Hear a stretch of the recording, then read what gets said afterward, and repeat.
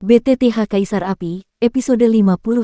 Untuk melihat video selengkapnya, sahabat bisa kunjungi playlist yang telah Sabta Novel sediakan. Yuk mari, kita berimajinasi bersama dan masuk ke alur ceritanya.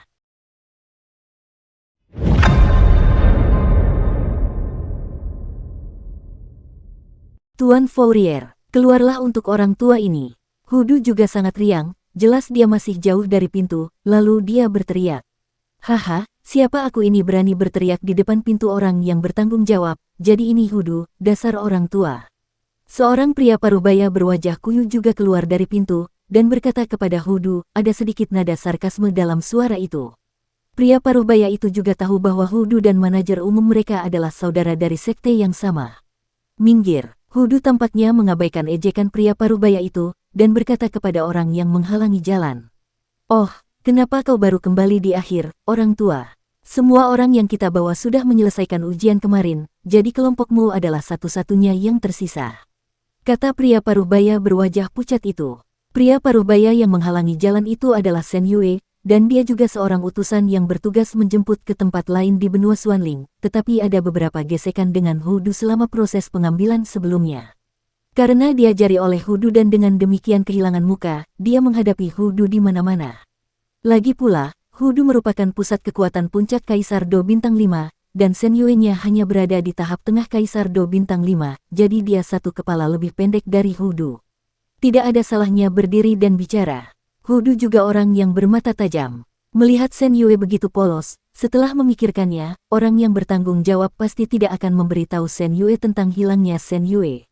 Dia menenangkan diri dan menjawab dengan tenang. Di tepi benua Xuanling, beberapa tempat hanyalah daerah terpencil. Orang-orang berbakat macam apa yang bisa muncul. Sepertinya kali ini Anda berlari tanpa hasil apapun. Shen Yue juga berkata sambil tersenyum. Perkataan Shen Yue baru saja terucap, ketika dia melihat dendam dari 9 orang di belakang Hudu tua tiba-tiba terpancar, lalu dia menggelengkan kepalanya, tetapi yang terkuat hanyalah puncak Samsung Dodi, kekuatan seperti itu bahkan bukanlah bakat kelas 3. Jika Anda tidak dapat menghasilkan seseorang dengan bakat luar biasa, Anda tidak perlu mengkhawatirkannya. Karena semuanya sudah selesai, ayo kita pergi. Hudu juga menoleh untuk melihat 9 orang di belakangnya, lalu berkata, Hudu tua, orang yang bertanggung jawab terlalu sibuk saat ini, jadi dia mungkin tidak bisa menemuimu. Shen Yue juga mengerutkan kening. Apakah kamu masih ingin menderita karena daging dan darah? Hudu terlalu malas untuk memperhatikan Shen Yue ini, dan semangat juangnya yang mengerikan terpancar. Kamu, mendengar penyebutan masa lalu, wajah Shen Yue juga menunjukkan sedikit ketidaksenangan, tampaknya karena dia takut pada Hudu ini. Coba kita lihat. Setelah berbicara, dia pun keluar dari pintu, lalu tak lupa mengumpat beberapa kata sebelum pergi. Hahaha, aku tahu itu kamu, Hu. Pintu yang diblokir oleh Shen Yue tiba-tiba bergetar hebat, dan kemudian semua orang melihat seorang pria parubaya berjubah muncul dari udara tipis. Lagi pula, tidak ada seorang pun yang akan melakukan ini kecuali kamu di depan pintuku. Setelah pria parubaya itu muncul, dia meletakkan satu tangan di bahu Hudu, lalu perlahan tersenyum pada Hudu. Jelas, hubungan antara keduanya juga sangat baik, dan kemudian dendam besar pada Hudu perlahan-lahan ditarik dari tubuhnya. Ruang air mata, kekuatan Do di bintang 6. Xiaoyan juga berseru ketika dia melihat ini. Lagi pula, di benua Dodi ini, untuk menghancurkan ruang, selain menggunakan beberapa senjata dewa yang sangat langka, hanya mungkin dilakukan dengan kekuatan. Melihat pria parubaya yang bersemangat ini, tampaknya tidak ada fluktuasi lain dalam tubuhnya, jadi Xiaoyan benar-benar yakin bahwa orang di depannya ini adalah seorang ahli Kaisar Do Bintang 6 yang asli. Kamu dan Shen Yue memang selalu melakukan ini. Pria parubaya itu juga tertawa. Ini adalah kepala eksekutif kami, Wu Jiang. Mo Chen pun buru-buru memperkenalkan kepada semua orang. Semua orang mendengar kata-kata itu dan menyapa dengan hormat. Senang bisa kembali, apakah jalannya lancar? Wu Jiang juga bertanya. Masih seperti itu, hanya saja butuh waktu agak lama untuk datang dan pergi. Hudu pun menanggapinya sambil tersenyum. Sudah kubilang jangan pergi kemanapun, tapi kau tidak mendengarkan. Wu Jiang juga menggelengkan kepalanya dan berkata, bukankah Yu ada di sana? Aku hanya kebetulan mampir untuk menemuinya. Bagaimanapun, kita memang sudah berpisah saat itu, tapi kita sudah lama tidak bersama. Hudu juga menatap Yueru dan berkata, Yu tampaknya memiliki anak perempuan lagi, dan dia tidak terlalu muda. Aku tidak tahu apa yang terjadi sekarang. Wu Jiang juga melihat ke langit dan berkata, "Nuo, benarkah begitu?" Hudu menunjuk sedikit, menunjuk ke tempat Yueru berada. Napas ini, Wu Jiang juga mengerutkan kening dan merasakan napas di tubuh Yueru. Generasi muda telah melihat Paman Wu, dan telah lama mendengar tentang dua teman ayahnya yang mengancam jiwa, Paman Hu dan Paman Wu. Yueru juga berbicara dengan bijak kepada Wu Jiang. Hei, ternyata kamu adalah Putri Yuyu, pantas saja aku bilang aura di tubuhmu agak familiar. Kata Wu Jiang sambil tersenyum. Apakah ayahmu baik-baik saja? Kudengar dia pernah diserang monster sebelumnya, tetapi kekuatannya tidak bertambah, kata Wu Jiang. Saya pergi ke Kinceng di bawah kendalinya. Cederanya juga sudah sembuh, dan kekuatannya saat ini juga berada di tahap akhir Do di bintang 5. Hudu tersenyum. Baguslah, kami bertiga berpisah hari itu, tetapi kami sudah lama tidak bertemu. Setelah aku selesai bekerja di sini, aku akan mencarinya untuk minum selama 3 hari 3 malam. Wu Jiang juga tersenyum pahit. Yueru juga menanggapi dengan senyuman. Semua orang memandang Yueru, tetapi mereka tidak menyangka bahwa keluarga Yue yang tampaknya kecil ini ada hubungannya dengan mereka berdua. Jangan lihat aku, ini urusan ayahku, dan dia jarang memberitahuku. Tampaknya menyadari mata Xiaoyan yang terkejut, Yueru juga mencoba yang terbaik untuk menjelaskannya karena takut disalahpahami. Mendengar itu, Xiaoyan juga tercengang lalu menatap Hudu dan Wu Jiang. Masuklah dan bicarakan sesuatu. Setelah percakapan singkat antara keduanya, Wu Jiang juga menemukan bahwa ekspresi Hudu tidak terlalu bagus, dan jelas ada sesuatu yang penting, dan berkata, "Ya," jawab Hudu, "Mo Chen, bawa mereka ke bawah untuk diuji. Lalu laporkan hasilnya kepadaku. Kelompok orang ini tampaknya memiliki bibit yang bagus." Wu Jiang juga melirik 9 orang di depannya, lalu berkata kepada Mo Chen. Semua orang terpesona oleh tatapan mata Wu Jiang yang tampak sederhana, tetapi tubuh mereka sedikit terkejut, seolah-olah mereka telah diperiksa secara menyeluruh. "Ya," Mo Chen juga berkata dengan hormat. "Ikuti aku, semuanya." Mo Chen juga berkata pada Jiu Ren. Mendengar itu, ke-9 orang itu juga mengikuti Mo Chen dan pergi ke tempat ujian.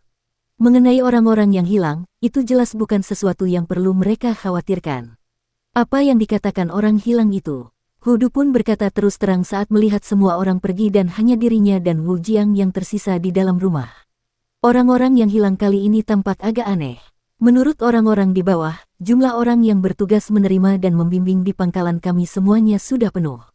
Pada saat yang sama, mereka juga melihat mereka turun dari feri. Dan kami memiliki orang-orang di sini yang bertugas untuk berpatroli di seluruh proses. Dari kapal feri hingga tempat uji coba, sungguh aneh bahwa mereka menghilang begitu saja. Bagaimana bisa? Apakah ada orang yang melakukan trik secara diam-diam?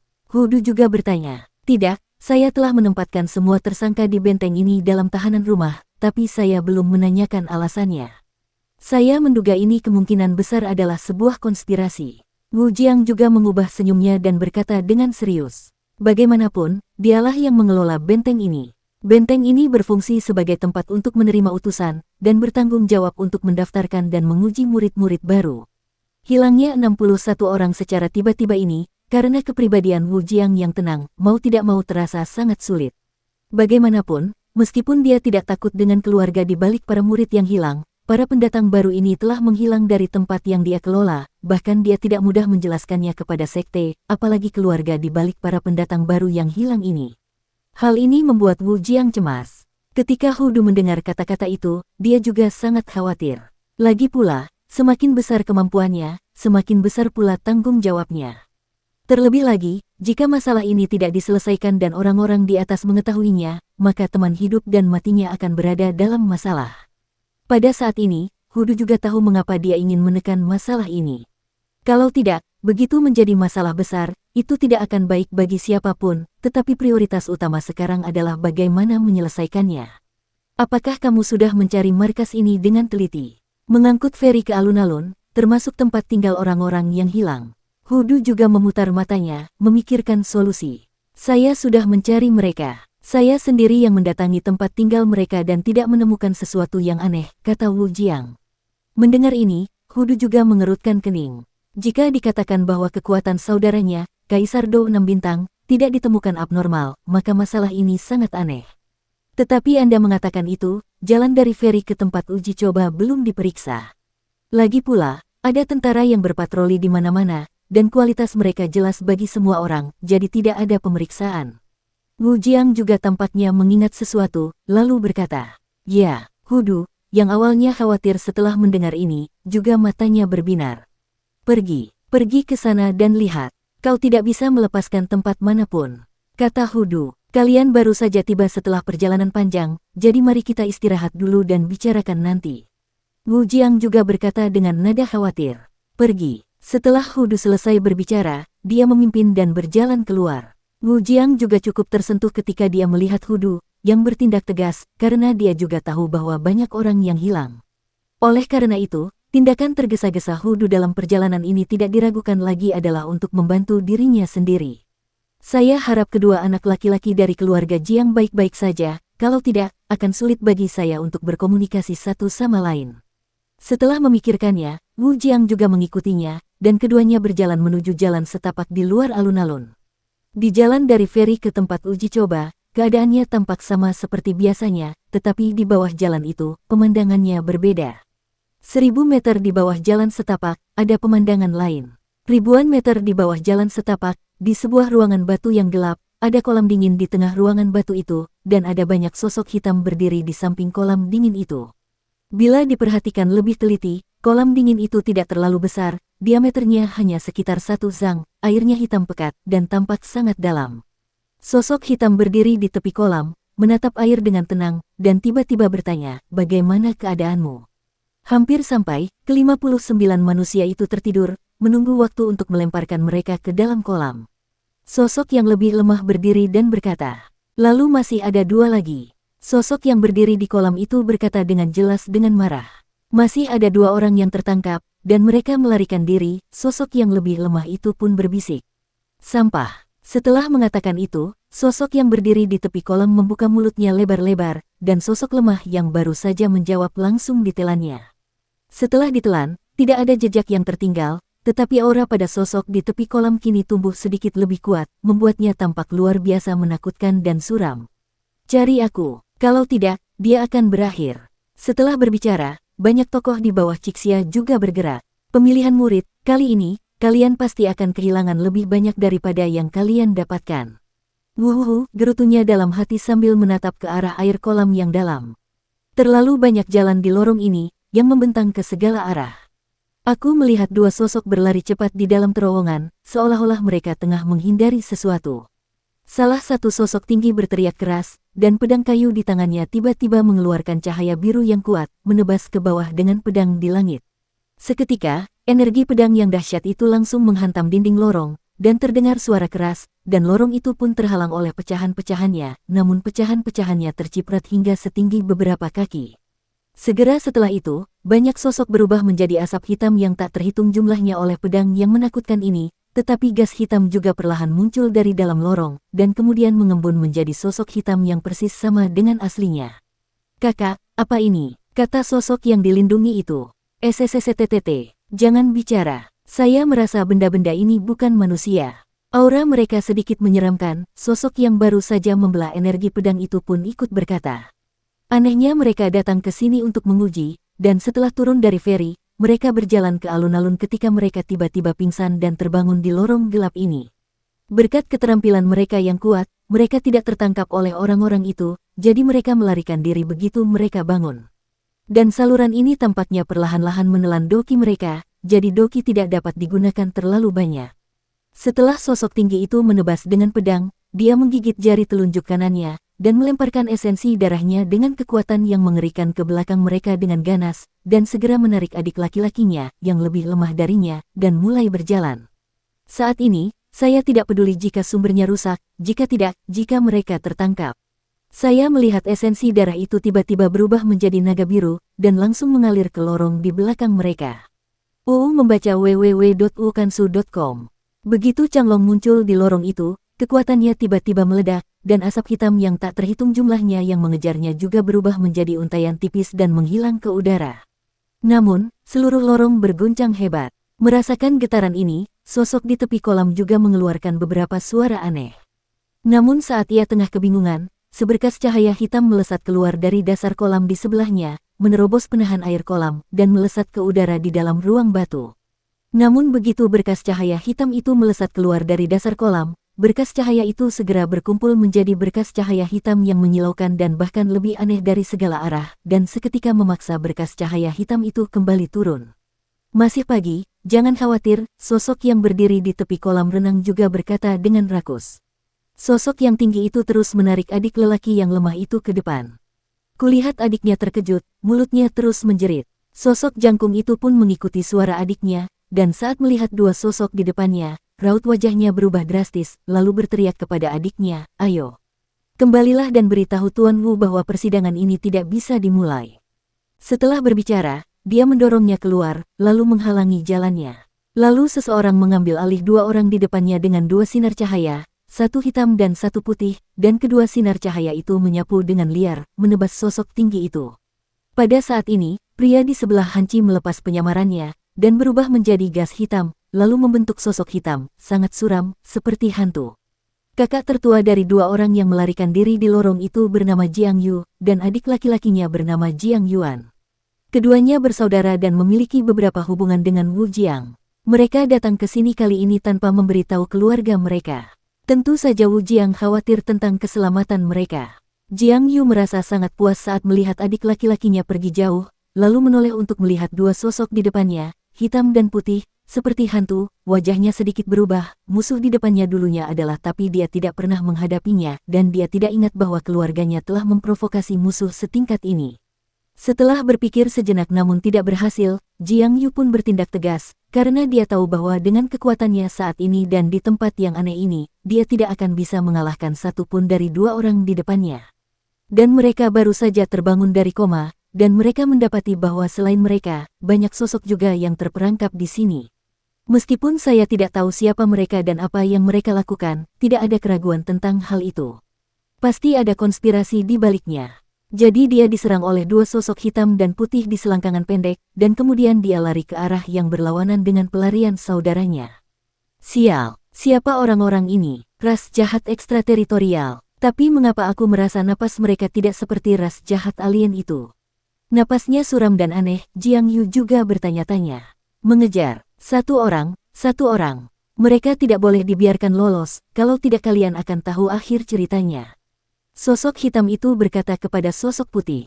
Aku tahu, ini sangat bertele-tele. Setelah berbicara, kecepatan sosok putih itu meroket, mengejar ke arah tempat Jiang Yuan melarikan diri, dan pada kecepatan itu, jejak gas aneh dan suram juga tertinggal. Mari kita lihat kemana kau melarikan diri sekarang. Sosok hitam itu mengejar Jiang Yu yang melarikan diri. Ini dia, Hudu juga berkata pada Wu Jiang. Kemudian, tanpa menghiraukan Wu Jiang, dia langsung dan cermat menyelidiki tanah itu. 100 tahun, 200 meter, 700 meter, ini sudah menjadi batas kemampuan Hudu, tetapi dia tetap tidak menemukan sesuatu yang aneh, jadi dia tidak punya pilihan selain melakukannya. Apakah kamu tidak memeriksa tempat ini? Hudu juga berkata dengan putus asa, bagaimana hal seperti itu bisa ceroboh, jika seseorang secara tidak sengaja memprovokasi yang di atas untuk disalahkan, konsekuensinya sangat serius. Konon katanya di sini pernah terjadi masalah sebelumnya, tapi jumlah orangnya masih dalam batas yang bisa dikendalikan, jadi sudah dipadamkan oleh kekuatan tingkat tinggi. Wu Jiang pun berkata perlahan, kok bisa? Ini semua tentang hidup. Hudu jelas marah dan berkata dengan marah. Hei, Pak Tuahu, dengarkan aku, benteng yang aku pimpin ini baru beberapa tahun ini mengalami kejadian seperti ini, tapi setiap kali jumlah orang yang hilang hanya sekitar 10 orang, jadi pimpinan tidak terlalu memperhatikan, hanya saja aku tidak tahu mengapa begitu banyak orang menghilang sekaligus. Wu Jiang juga berkata dengan nada bersenandung. Dukung terus channel YouTube Sabta Novel. Seperti yang kau tahu, ini bukanlah sekte Suantian kita, ini hanya situs sekte kecil, jadi kita hanya meminjamnya. Tidak mudah untuk menggali 3 kaki untuk menyelidiki situs-situs ini, kalau tidak. Wu Jiang juga ada di sana. Ini, mata Hudu yang awalnya marah juga menjadi kabur. Sahabatnya yang hidup dan mati mengatakannya dengan sangat jelas, dia tidak tahu di mana dia berada. Maksud Wu Jiang adalah ini bukan wilayah mereka sendiri, mereka hanya meminjam pintu masuk sekte setempat untuk pengujian dan seleksi, dan dia telah memeriksa semua tempat yang dapat dijelajahi. Meskipun ada beberapa tempat yang mencurigakan, mereka tidak diizinkan untuk masuk. Sama seperti sebidang tanah di bawah kaki mereka, ini adalah alun-alun kultivasi sekte lain, dan mustahil untuk menggali 3 kaki ke dalam tanah untuk menyelidikinya. Ini wilayah sekte itu. Hudu juga berbisik, jelas Wu Jiang juga tahu bahwa mungkin ada beberapa masalah dengan sekte ini. Ini adalah, Wu Jiang juga berkata dengan suara rendah. Hei, apa yang sedang kamu lakukan? Seorang anak laki-laki dengan suara seperti susu juga memperhatikan Wu Jiang dan Hudu bolak-balik di jalan ini, dan tidak dapat menahan diri untuk bertanya. Tidak apa-apa, kami hanya jalan-jalan. Hu tua, bagaimana menurutmu? Wu Jiang juga menepuk bahu Hudu. Ya. Hudu juga tertawa, lalu keduanya berjalan perlahan. Orang ini adalah putra satu-satunya dari sekte ini. Wu Jiang juga berkata, yah, mengapa aura anak ini agak aneh? Hudu merenung, apakah kamu juga menemukannya? Aku sudah merasakannya sejak lama, tetapi aku tidak tahu apa itu. Wu Jiang juga berkata, melihat apa yang Hudu coba katakan, Wu Jiang pun memberi isyarat malu-malu, lalu menempel di telinganya dan mengatakan sesuatu. Di alun-alun, sekelompok orang juga berjalan perlahan bersama Mo Chen. Bagaimanapun, mereka telah kehilangan kesempatan bagus untuk menguji, dan sekarang mereka hanya menguji untuk mereka sendiri. Tuan, apa yang Anda rasakan tadi? Xiao Yan juga bertanya-tanya. Di jalan kecil tempat dia turun dari feri, dia merasakan aura yang aneh dan menyeramkan. Jika bukan karena pengingat dari tuannya, Raja Naga Emas, Xiao Yan tidak akan menemukannya. Benda itu, kalau tebakanku benar, napasnya pasti hanya dimiliki oleh makhluk di dunia hantu. Kita akan mengubahnya menjadi hantu. Raja Naga Emas juga berkata dengan acuh tak acuh. Energi hantu. Xiao Yan juga berkata dengan heran, jelas dia cukup bingung saat mendengar judul ini untuk pertama kalinya. Yang disebut ki hantu itu sama dengan energi di dalam dirimu, tetapi disebut ki pertempuran di dalam dirimu. Namun, energi hantu ini sangat menakutkan dan aneh. Begitu masuk ke dalam tubuh, itu akan memengaruhi pikiran jika serius. Raja Naga Emas juga menjelaskan. Mendengar ini, Xiao Yan juga tiba-tiba tercerahkan. Bagaimana mungkin hantu-hantu dari dunia hantu ini ada di Suan Santian, dan apakah populasi yang mereka gunakan ada hubungannya dengan mereka? Xiao Yan juga bergumam pada dirinya sendiri. Hei, ini bukan masalahmu. Yang harus kau lakukan sekarang adalah bergabung dengan paviliun pembakaran dupa melalui seleksi setelah ujian. Mengenai hal yang hilang, Wu Jiang tentu akan mengurusnya. Tapi kamu juga harus berhati-hati.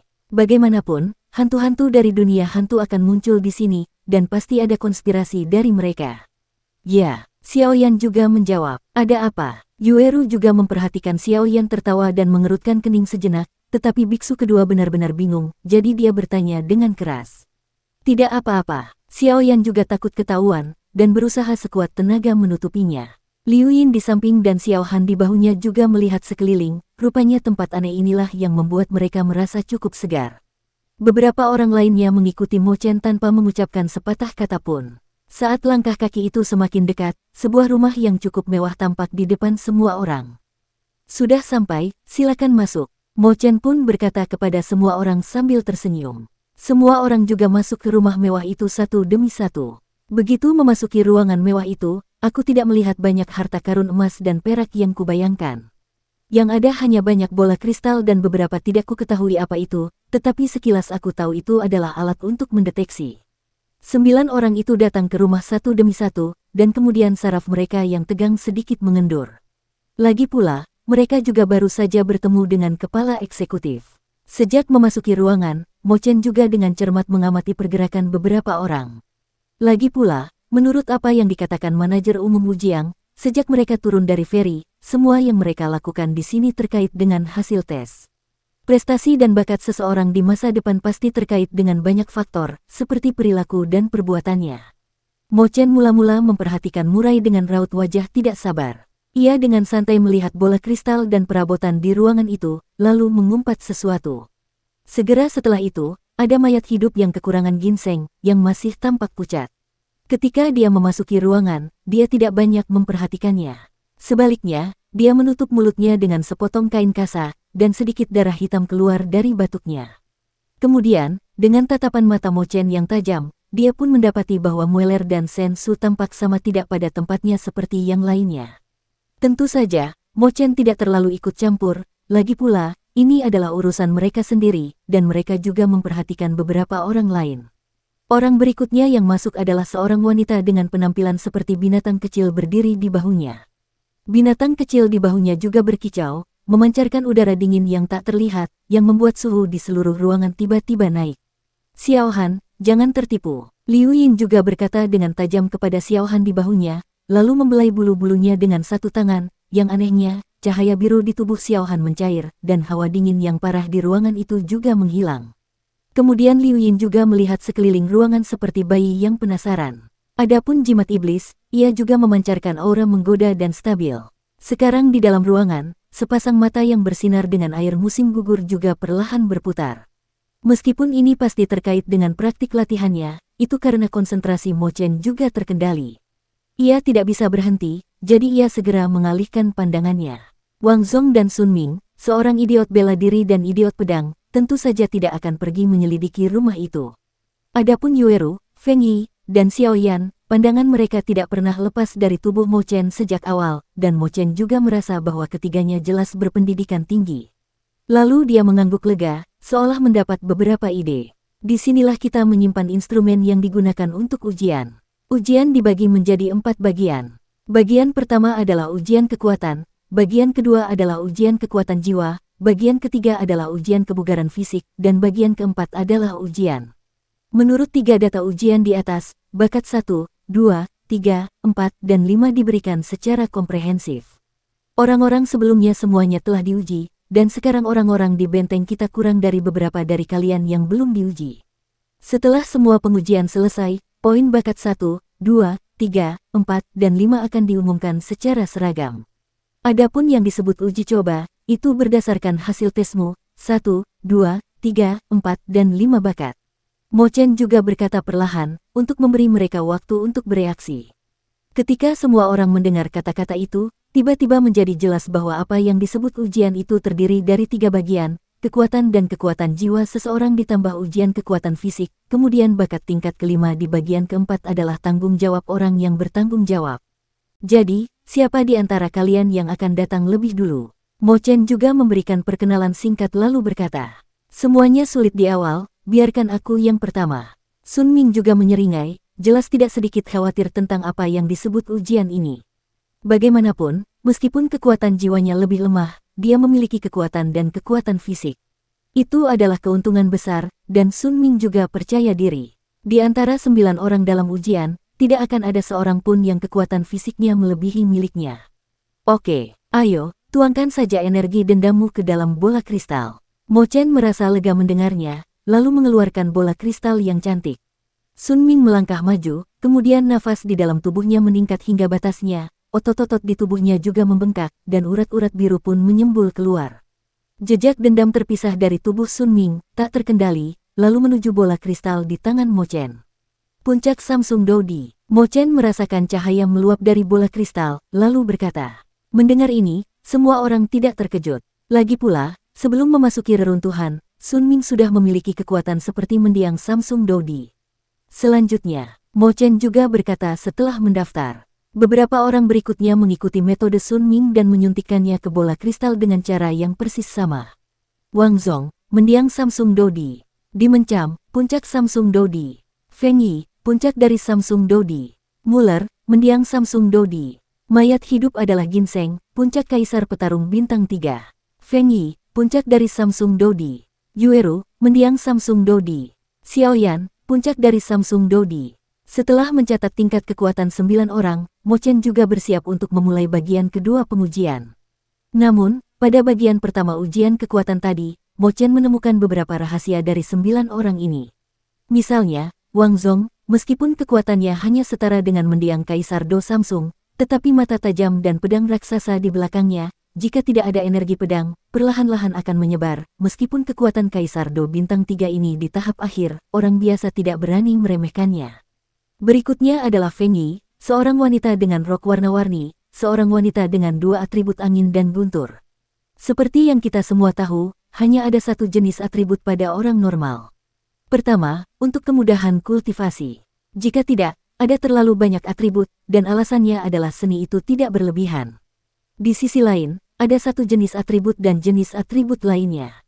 Di antaranya, sangat sulit untuk dikendalikan, apalagi untuk berkultivasi ke tingkat ini. Tidak disangka wanita yang tampaknya pendiam dengan rok warna-warni ini begitu kuat. Diikuti oleh seorang wanita bernama Yueru dengan senyum tipis, Mo Chen merasakan ada sesuatu yang familiar dalam aura itu ketika dia memancarkan aura. Dia sepertinya pernah melihatnya di suatu tempat sebelumnya dan memikirkannya dengan saksama. Ini sepertinya aura dari master sekte dari sekte tertentu di Suantian 3 hari, tetapi saya tidak tahu mengapa wanita ini juga memiliki aura yang sama. Berikutnya adalah Xiao Yan. Xiao Yan memberinya perasaan yang tak terduga, bahkan dengan kekuatan awal Mo Chen dari Kaisar Do Bintang 4, dia tidak dapat mengetahui alasannya. Meskipun kekuatan Mo Chen bukanlah pertempuran frontal, tetapi teknik memanipulasi boneka. Kekuatan beberapa orang di sekitar Xiao Yan juga telah membuat kemajuan besar, dan dia cukup terkejut. Jelas, mereka semua memiliki beberapa petualangan aneh di reruntuhan, jika tidak mungkin untuk maju dalam waktu singkat, tetapi Xiao Yan juga tidak khawatir, karena sekarang kekuatan jiwanya telah pulih ke puncak, belum lagi avatar entitas jiwa biasa Kaisar dan avatar teknik bertarung, bersama dengan banyak cara Lotus of Destruction dan Golden Demon Puppet, juga memiliki cukup kepercayaan diri untuk menonjol dalam uji coba ini. Bagian kedua adalah ujian jiwa, kata Mo Chen. Bagian kedua dari tes jiwa ini juga sangat sederhana. Selama Anda merangsang kekuatan jiwa di alam jiwa Anda, instrumen ini akan secara otomatis mengenali levelnya. Kekuatan jiwa dibagi dari 1 sampai 10, 1 merupakan yang terendah dan 10 merupakan yang tertinggi. Ayo, setelah Mo Chen selesai berbicara, lampu di ruangan itu tiba-tiba padam, dan manik-manik bercahaya ekstra muncul di tangannya. Orang baik. Dia benar-benar menyedot manik-manik roh. Liu Yin juga berkata ketika dia melihat manik-manik di tangan Mo Chen. Apa itu manik-manik roh? Xiao Yan juga bertanya. Yang disebut Ling Ling Su adalah benda yang khusus digunakan oleh beberapa sekte untuk menguji bakat murid-muridnya. Konon, manik ini sangat berharga. Dan di benua Do di kita, selama setiap orang memiliki doki sejak lahir, bahkan jika mereka belum secara khusus mengolah kekuatan jiwa, mereka akan memiliki sejumlah kekuatan jiwa. Hanya saja kekuatan dan kelemahan kekuatan jiwa ini berbeda-beda pada setiap orang, dan sulit bagi orang awam untuk mengetahuinya, kata Yueru. Ketika dia berada di benua Doki, Xiao Yan hanya tahu bahwa tingkat jiwa apoteker mereka adalah alam fana, alam roh, alam surga, dan alam kaisar. Setiap alam dibagi menjadi 3 subkelas, tahap awal, tahap tengah, dan kesempurnaan besar. Alam spiritual pil kelas 8 dapat dibuat di surga, pil kelas 9 dapat dibuat di alam surga, dan pil kelas kaisar dapat dibuat di alam kaisar. Setelah memikirkannya, Xiao Yan juga datang ke Mo Chen, dan hanya ingin mengujinya, tetapi tiba-tiba Wang Zong dan beberapa orang tiba-tiba muncul di depannya, dan kemudian mengalihkan pandangan mereka dengan tajam ke arah Xiao Yan, seolah-olah memberi isyarat sesuatu. Xiao Yan mengangguk dengan sadar setelah melihat ini, jadi dia tidak punya pilihan selain melakukannya. Wang Zong, kekuatan jiwanya 4. Mo Chen juga berkata dengan lembut. Dibandingkan dengan Wang Zong, dia sama sekali tidak terkejut. Bagaimanapun, kekuatan jiwa adalah sesuatu yang tidak berwujud dan ilusi. Dia lebih bersedia menghabiskan lebih banyak waktu untuk berlatih ilmu pedang daripada pedang di belakangnya. Sun Ming, kekuatan jiwa ada 3. Mo Chen juga berbicara perlahan. Hehe, dasar orang tua yang ceroboh, kekuatan jiwamu ternyata jauh lebih lemah dariku. Wang Zong berkata kepada Sun Ming dengan puas. Kekuatan jiwa tidak cocok untukku, tapi itu yang paling cocok untukku. Sun Ming juga menyeringai, sama sekali tidak merasa tidak senang dengan ejekan Wang Zong. Dan meskipun kekuatan jiwamu 4, kamu tampaknya lebih kuat dariku, mengapa kita tidak keluar dan bertarung sekali? Sun Ming juga tersenyum jujur.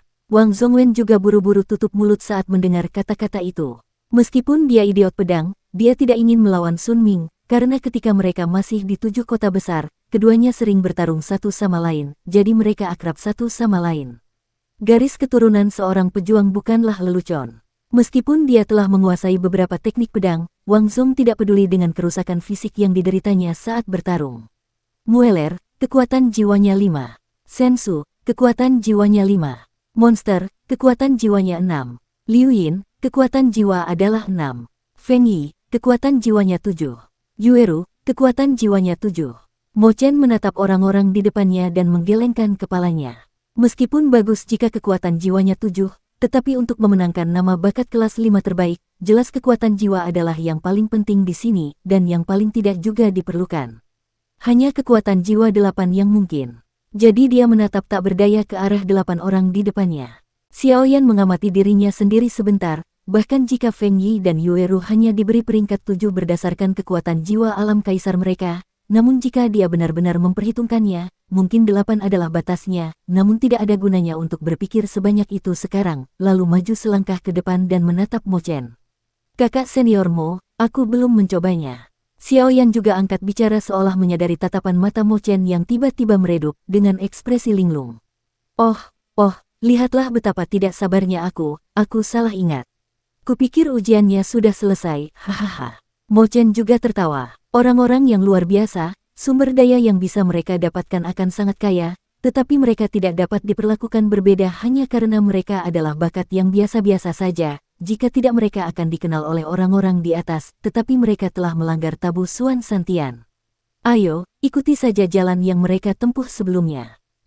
Berbicara tentang hal itu, Xiao Yan juga memejamkan matanya dan menenangkan diri, lalu menyalurkan kekuatan di alam jiwanya untuk bergerak menuju manik penghisap di tangan Mo Chen. Di ruangan gelap, dengan munculnya kekuatan jiwa Xiao Yan, itu langsung menjadi lebih terang. Mo Chen juga terkejut dengan kekuatan jiwa yang tiba-tiba dan besar itu, lalu mengubah keadaan malasnya tadi dan dengan hati-hati menatap manik penghisap di tangannya. Berpura-pura misterius. Mueller juga sangat tidak senang dengan tindakan Xiao Yan. Lagi pula, dia pernah dikalahkan oleh Xiao Yan di reruntuhan sebelumnya, dan kemudian ayahnya pergi ke rumah Yue untuk menangkap Xiao Yan, dan diberi hadiah besar oleh Xiao Yan. Karena itu, dia sangat kesal terhadap Xiao Yan.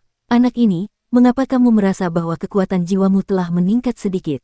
Wang Zong juga berkata, jelas bahwa kekuatan jiwa yang dilepaskan Xiao Yan sekarang lebih kuat daripada ketika dia berada di kinceng dan reruntuhan.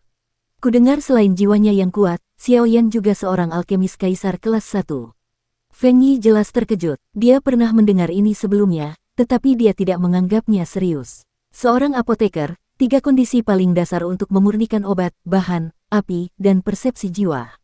Xiao Yan memiliki material dan api, tetapi untuk kekuatan jiwa, Feng Yi pasti tidak akan mempercayainya. Hanya melihatnya saat ini, Feng Yi juga sedikit mengernyit. Jelas, bukti yang tak terhitung jumlahnya ini menunjukkan bahwa Xiao Yan ini kemungkinan besar adalah seorang alkemis kaisar tingkat pertama. Sekalipun dia dapat mencapai pangkat kaisar pertama di usia muda, prestasinya di masa depan juga tidak terbatas. Feng Yi juga menutupi bibirnya yang terkejut, lalu menatap Xiao Yan di sampingnya, seolah-olah dia telah membuat keputusan dalam hatinya. Aku ingin tahu, berapa banyak yang bisa dicapai Xiao Yan kali ini? Sun Ming juga bertanya dengan rasa ingin tahu. Menurut spekulasiku, karena Feng Yi adalah jiwa kaisar, kekuatan jiwa Xiao Yan jauh lebih kuat daripada miliknya, jadi tidak mengherankan jika dinilai sebagai 8. Yao Mei juga memainkan jari-jarinya dan kemudian melakukan godaan. Busur manusia, apakah itu angka 8? Sungguh menakjubkan, layak menjadi apoteker tingkat pertama kaisar. Beberapa orang juga terus-menerus mengobrol. Mo Chen menatap bola penyerap roh di tangannya dan tiba-tiba menemukan bahwa bola penyerap roh mulai berubah. Tidak seperti yang lain yang lambat, kali ini berubah dengan cepat. 8. Sebuah angka mencolok muncul pada manik penghisap. Tentu saja, kata beberapa orang yang telah menyelesaikan tes. Ketika Xiao Yan mendengar ini, dia pun mengumpulkan Spirit Absorbing Orb, mencurahkan seluruh kekuatan jiwa dalam tubuhnya. Melihat ini, Mo Chen tidak sempat bersukacita ketika dia melihat manik penyerap roh di tangannya berdetak perlahan, dan kemudian semua orang melihat mata Mo Chen menatap manik penyerap roh itu. 9. Sebenarnya 9. Mo Chen juga berteriak kegirangan. Ini belum berakhir, kata Yueru dengan tatapan tajam. Xiao Yan yang matanya tertutup rapat, sebelumnya telah mengerahkan seluruh kekuatan jiwa di alam jiwa dalam tubuhnya untuk mengairi manik-manik roh, tetapi sekarang dia tidak berdaya untuk membuka matanya. Mendengar perkataan Mo Chen, Xiao Yan pun mengangguk puas, dan baru saja hendak membuka matanya, tiba-tiba ada suatu kekuatan yang menggetarkan tubuhnya. Karena dia tiba-tiba menemukan bahwa di bagian terdalam tubuhnya, di tempat Nigongwan, suatu kekuatan juga berkumpul secara gila-gilaan menuju bola penyerap roh. Dan Mo Chen yang sangat gembira, jelas tidak menemukan kekuatan ini. Namun, tepat saat kekuatan itu disuntikkan ke dalam Spirit Absorbing Orb, angka 9 asli pada Spirit Absorbing Orb tiba-tiba berubah menjadi 10.